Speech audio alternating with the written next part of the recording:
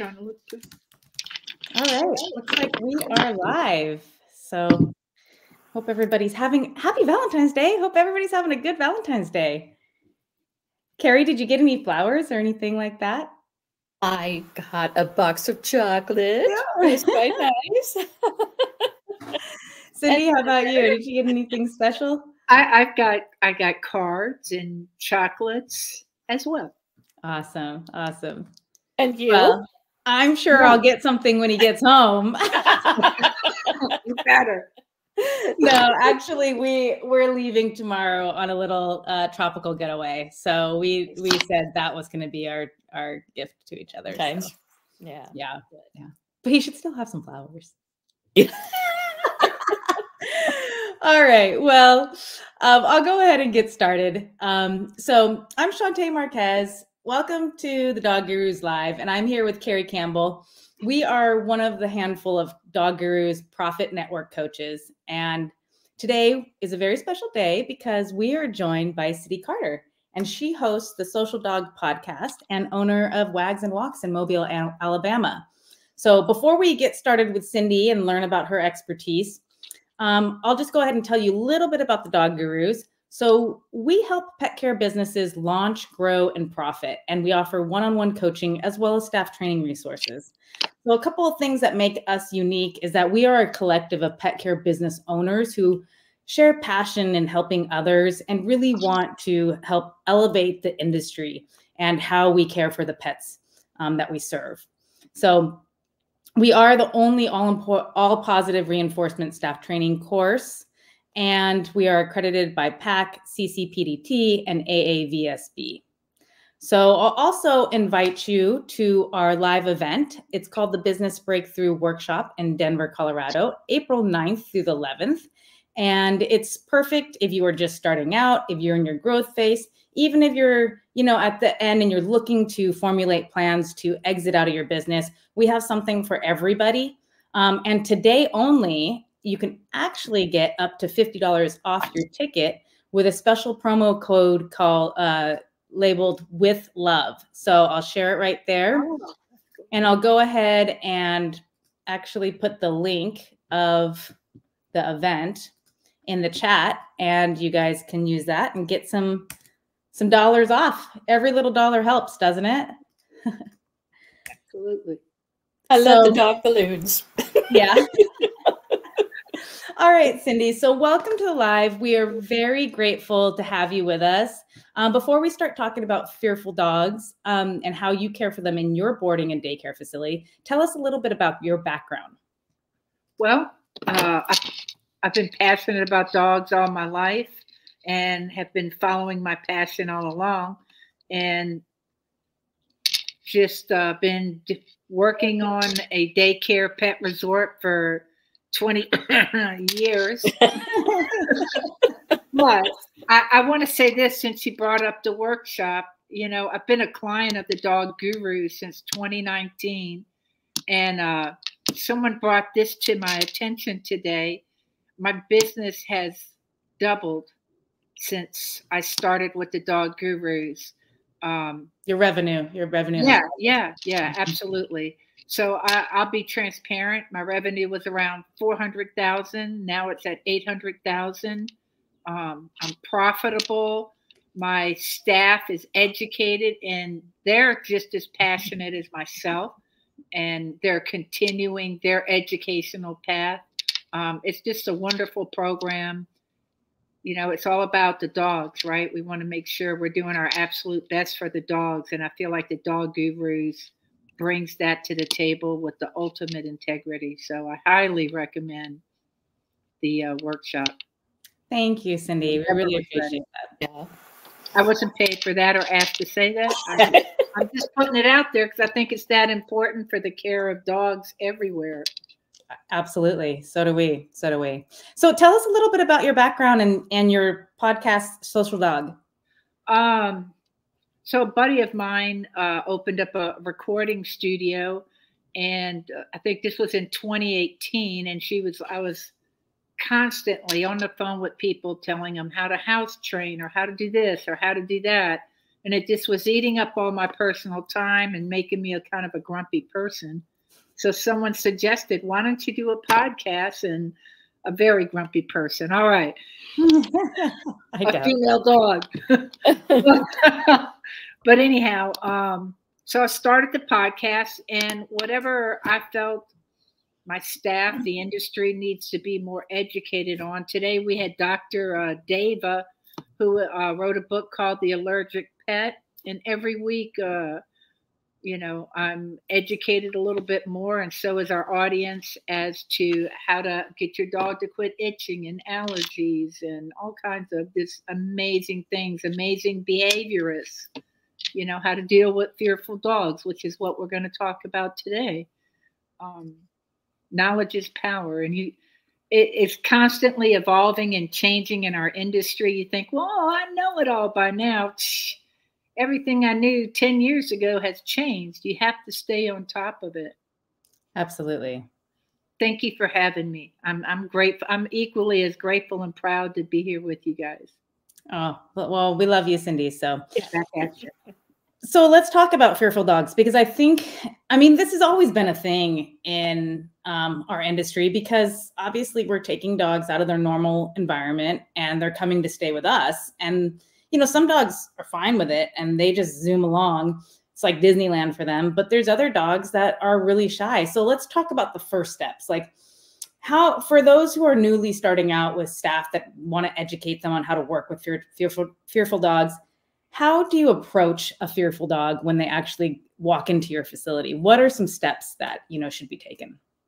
So we take the same approach with every dog, and it's treating them with love and kindness and respect. And the first thing is to introduce ourselves to the dog. As insignificant as that is, it's so important to let the dog feel welcomed and not overwhelmed with 20 dogs greeting the dog. This is just one-on-one, right? My top trainer or myself, the client's companion, and then the fur baby, right? So it's just us three. Hey, how you doing? This is my name. Nice to meet you. Then we escort the dog. We don't force the dog or anything like that. Let the dog eliminate themselves, go make sure they don't need to go to the restroom. Then we take them into one area where it's just them. They can watch everything going on.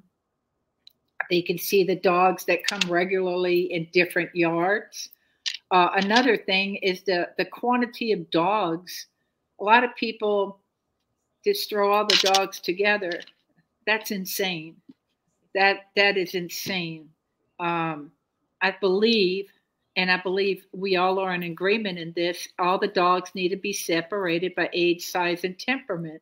I would never put more than 8 to 10 dogs in one yard at a time, but they all know each other. They're all same age, size, and temperament, so nobody is feeling overwhelmed.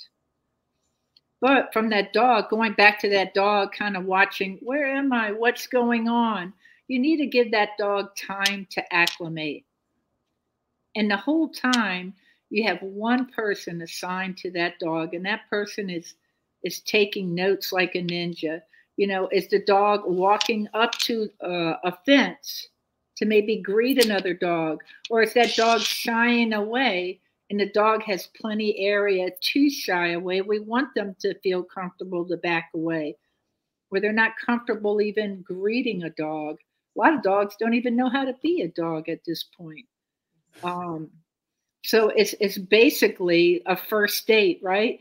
Getting to know them and allowing them to get to know us, and then letting them call the shots. And thanks to the Dog Guru's educational program, I don't have to worry. My staff is educated. They're reading the dog's body language. They're watching how the dog is breathing. They're watching the dog's gait. Everything about the dog, from nose to tail, is being observed and documented. I would say we'd give the dog 20 minutes in the yard. After 20 minutes, the dog is brought inside to a nice area. Someone might sit down in a 10 by 10 area and read a book to them. They don't have to be near them. They don't have to pet them. They're just in the area. If the dog feels comfortable, the dog's going to come to the person, the human animal. And that 20 minutes is without dogs or with dogs, just to clarify. Without dogs. Right. Mm-hmm. But we're reading what is the dog watching? Is the dog excited and wanting to engage, or is the dog is like, who are these crackheads? I don't know them. You know what I'm saying? Well, like, they're cowering in the corner. Me. Yeah. They're all different. In 20 plus years, I can say, just like us, everybody's different. So you kind of need to start and get the foundation. Like the dog doesn't know you, doesn't trust you. So you have to build that trust. And especially if that dog ends up being a fearful dog, all this groundwork you'd laid down already is already giving them just a tiny bit of confidence that we're looking out for them. Mm-hmm. And another thing too, which I think is super important, is making sure your staff comes with the right energy to work. Like, leave your drama on the other side of the fence, because the dogs know your drama as soon as you bring it in, better than you do. They're like, okay, she needs to go XYZ or whatever the situation is. The dogs are very telepathic and they pick up on it. You cannot lie to a dog. So going back to sitting down, reading to the dog, you might have some nice lavender in the air, not a concentrated amount, just a tiny bit being diffused in the room or the building. And wait for that dog to make the first move. Mm-hmm. Once the dog starts making a move to the human and is allowing the human to engage with them, okay, now we're ready. Give them like a 15-minute break or so, some reading time, some pets, some love. Now we're going to take them back out again. If the dog shows an interest, maybe the dog shows an interest in one particular dog. And it's amazing. Whenever they do, the other dog, it's like doggy radar, just picks right up on it. I'm here. I'm here. Who are you? A new dog. So we'll put them in the yard together and see how they interact.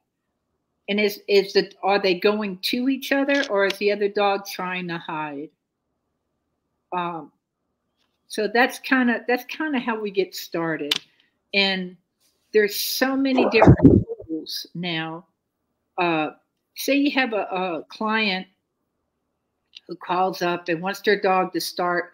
Let's say they adopted this dog, and the dog, has been at the shelter for a year. You try to find out as much as you can about the background of the dog through the application that they fill out. But there's times where there's no way of knowing. There's no way of knowing. And of course, 9 out of 10 people are like, I believe my dog was bitten. Mm-hmm. Mm-hmm. I would like to think that's not the case. And I always try to think that's not the case. And this is my personal belief. I think if you sit there and go, oh my gosh, and feel sorry for the dog. Oh, I'm so sorry. I bet you were beaten. Well, if the dog was beaten, you're bringing that dog right back to that mindset. And you don't want to go there. You want to stay in a happy, positive mindset for that dog. All is well. You are safe here, and I'm going to look out for you. And how fast or slow that goes depends on the dog. It might take two visits before that dog's ready to go out to the yard again, or it might happen the first day. It just depends on the individual.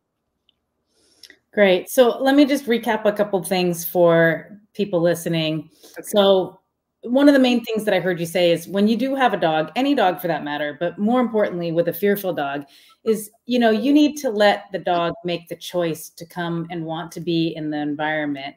Last thing you want to do is really force them into a situation where they're going to become more fearful. So when Cindy was saying sitting in a chair and reading a book and letting the dog just walk around, when the dog approached her staff, then that's when they engage with the dog. Now, Carrie, let me ask you this. How do you talk with parents or explain the situation that, you know, maybe their dog needs a little bit different of a path of if they're fearful, like, you know, it's not going to just be one meet and greet and we can put them out with the dogs. Like, how do you, you know, talk to a client about that? I have found over the years that coming up with human analogies, because, you know, we overhumanize dogs in all the wrong ways. But if you can come up with a human analogy that they can understand, they seem to have a different perspective of what the dog is experiencing. Because the focus should always be what we're doing is in the best interest of the dog. One of my favorite analogies is to say, you know, dogs can be introverts and extroverts just like humans. If you were an introverted human and you stepped into an elevator and there was 7 or 8 people, and the doors close, and suddenly you are stuck in this elevator in between floors, and it takes 8 hours for the fire department to come and rescue you. What happens, right? So your body starts to perspire, your heart rate goes up. I mean, just all of these sensations of anxiety that start to occur. And a dog can experience the same thing by being put in daycare, which is an artificial environment. I know we think that dogs are pack animals, but we've domesticated them to the point where their pack really is their family.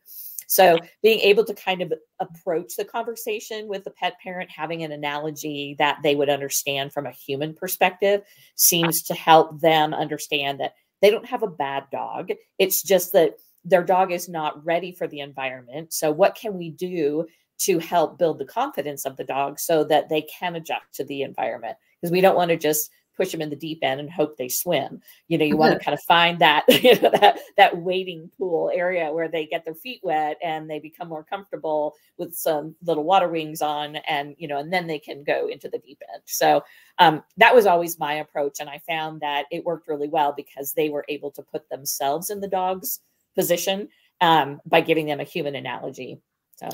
And so I'm assuming that because, you know, this is going to take a few extra steps than maybe a well-socialized dog when they first get introduced to your facility. So I think I know the answer to this, but I'm going to ask you anyways. So, you know, do you continue offering meet and greets, or is this considered a full day of daycare? Do you do specialized half day of daycares or a couple hours? Like, do you offer any type of different pricing packages for them? Because maybe it's just going to be an hour or two leading up for maybe the first 3 or 4 visits. And then you go into maybe a half day and a fuller day or whatnot. Any thoughts? Right. There are times where I call an owner and just a companion and say, your dog is maxed out. Like we don't want them to be there stressed, panting, and a bad mental state. So at that time we do call them, have them come on in. And usually it's right at half a day, or maybe on a rare occasion, might be after a couple hours. Mm-hmm. We have had situations like that. And usually I've noticed over the years when it's a dog that has to leave in a couple of hours, usually there's something very traumatic going on at home.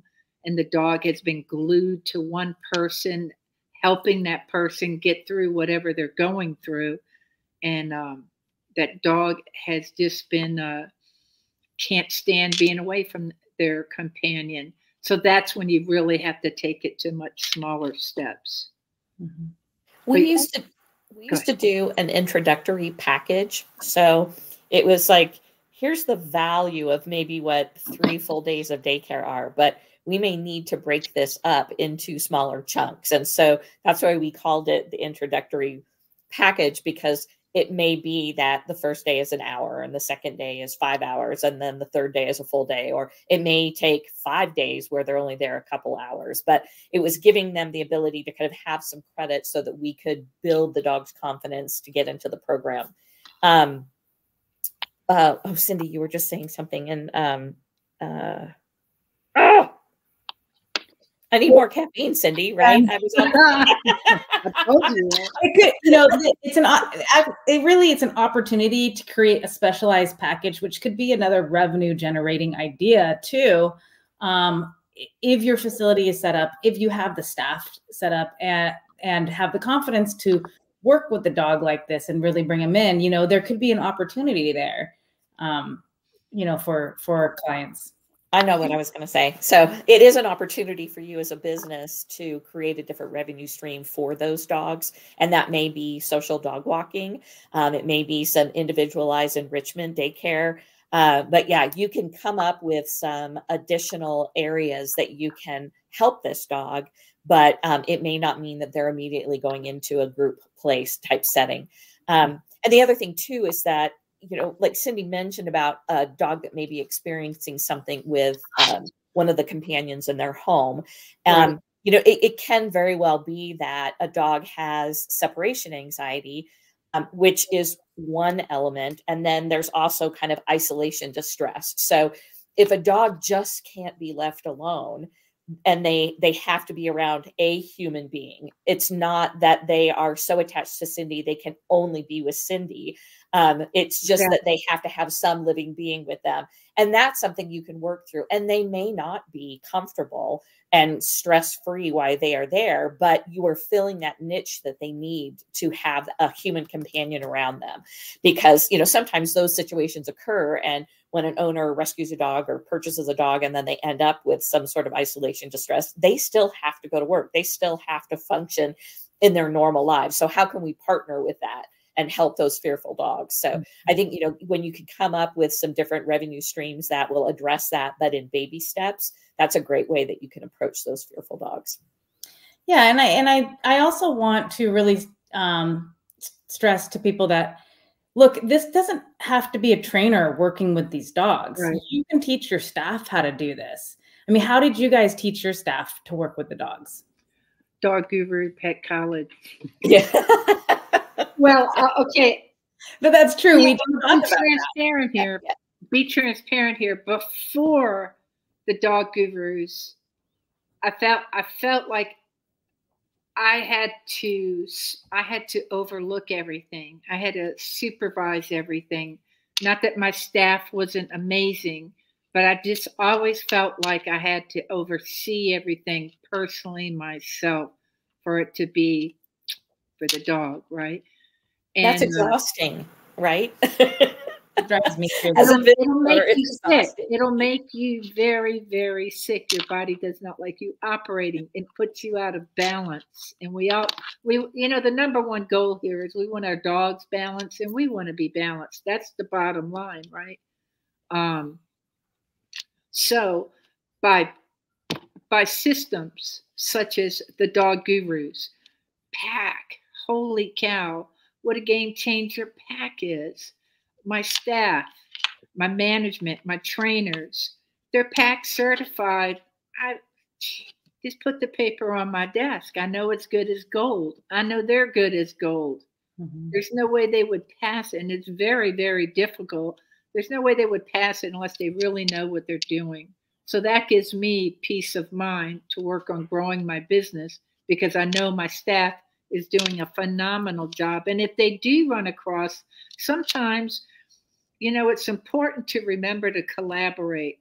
Like, say, like the dog we were just talking about, Carrie. You know, you never want to put a dog on medication and have them live on medication their entire life. That is so wrong, so wrong. Just like us, we don't want to be on medication our entire life, right? But so there's veterinarians, and then there's veterinarian behaviorists. So in the whole world, there's 100 of them. Oh, wow. And they're not even all in this country. We've been blessed to have two of the top ones come on Social Dog. One of them is out of Australia, and it's flat out said, hey, if you have a dog and you have an issue, here is an email. Write it to me. I will personally reply. And I've had many people who've heard the podcast and they're just blown away by it. We just had we already recorded it. The show's not up yet, but Christopher Packel, he's speaking at Fetch, which is a veterinarian conference next week. It's very soon in Nashville. And this is exactly what he's talking about. Less lifetime of medication, and let's work together, not just as a vet and the behaviorist. They want to work with the dog's companion and the trainer or the daycare, because we're all a part of that dog's life. I might see something the dog's companion never sees, Yeah, so making sure there's nothing physically wrong with the dog is number one. And I think, there's two elements. You will see a dog who is fearful in the beginning that comes into a pet care facility, and having the ability to see, is this stress that we can push them through? Because with anything new in our lives, right, in order to have growth, you kind of have to be pushed outside your comfort zone. So are we pushing the dog and they can get through it? Or are we pushing the dog to the point where they're going to shut down? And when you've got those scenarios, it's having the staff that are well-trained, that they can determine that difference. Because sometimes, and Cindy, I love that you brought up the veterinarian behaviorist, because we have one in Alaska and we are so lucky to have her. Yes, but she has worked with a number of individual families, and we used to work in tandem with her a lot, because when you have that dog that may need medication plus a safe environment and then behavior modification, you can do that as a team to get the dog past that point. And then once that confidence is built, then you can start by, backing off, in short increments, leaving the dog home alone if they, can stand 10 minutes and then an hour and then 5 hours, same thing, that you can back them off of the medication. And that's the goal, to get them to being healthy and balanced. But sometimes it takes a team, whereas a normal kind of fearful dog that we may see in a pet care center is one that, we either need to be the advocate for the dog and say that this is not the right environment for them, and find an alternative solution, whether that's, social dog walking or something, in a much smaller setting, like just a drop-in visit. And again, these can be additional revenue streams for your own business.